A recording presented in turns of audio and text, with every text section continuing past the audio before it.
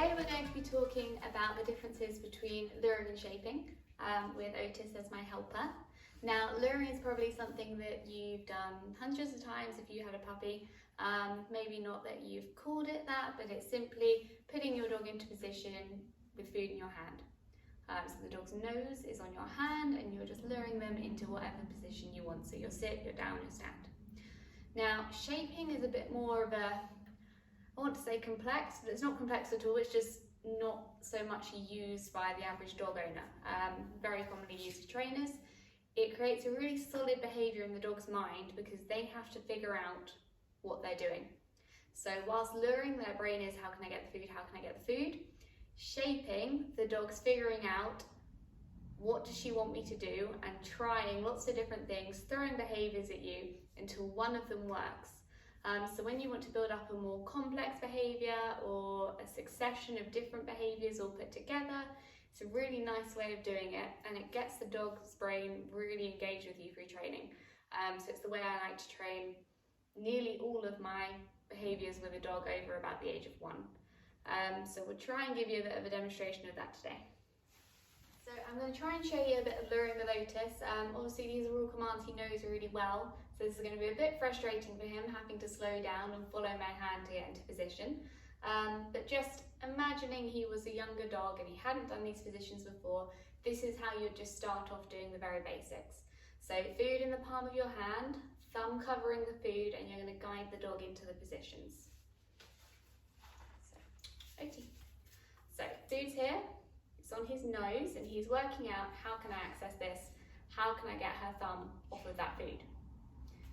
Now I'm going to put my hand up and back, wait for his paw to go down, yes, and then I'm going to give him his marker word yes, and release the food. Now we'll try it one more time. I just want to show you my hand coming slightly up and back. Nope. Lovely. Good boy. Okay.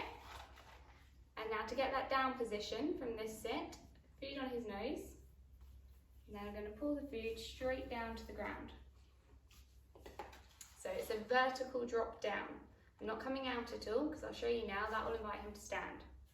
So back up to the sit, and then if I was to pull my hand out, you see how he comes forward, he isn't quite sure, tries a bow.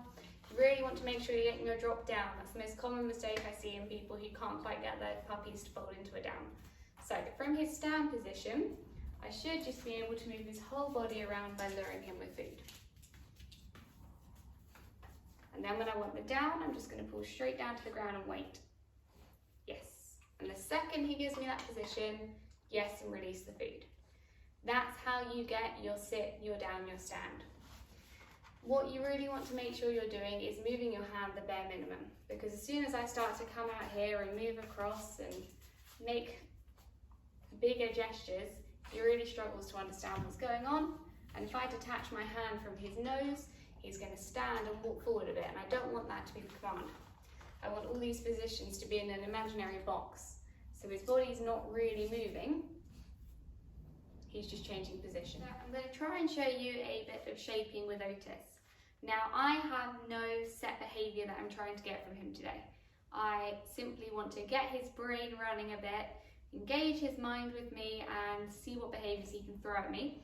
And we'll see if I can build up an interesting behaviour in the time we have on this video. Now, this is a stool that Otis hasn't seen before, hasn't used before.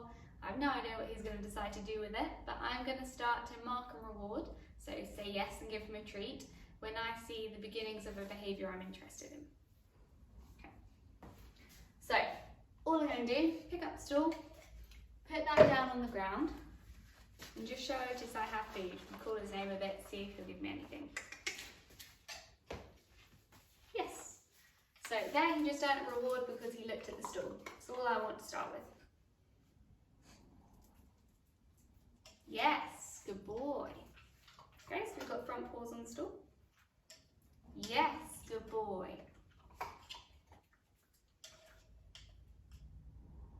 Yes, good boy.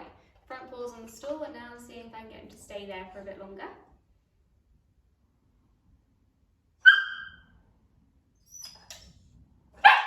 Yes. Okay, so he wants to bark with his front paws on the stool.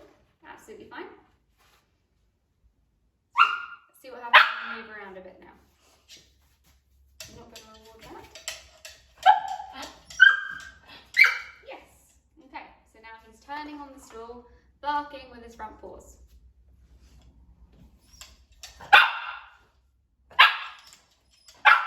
Yes, good boy. Off. Lie down. Stay. Okay, so there you see within 10 seconds, now this is a dog that's familiar with shaping.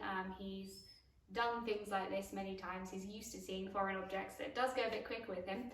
But within 10-15 seconds, he's gone from not being too sure what this new object is, not knowing what I want from him, to giving me quite a complex behaviour. It's 3 different things he knows how to do, all in one behaviour. And he's still trying to figure out how to get more food off of me, so I'm going to reward that effort. What's really important with this is, don't ever say no to your dog. So if your dog starts barking, if they start whining at you, jumping up and down, if it's a behaviour you don't want, ignore it. But really try not to say no, because your dog is just brainstorming, what do they want from me? If you start saying no or getting angry or frustrated, this becomes much less fun for the dog, and they're much less likely to try new behaviours and throw new things at you. Everything needs to be very, very positive. Reward the stuff you do like, ignore the stuff you don't.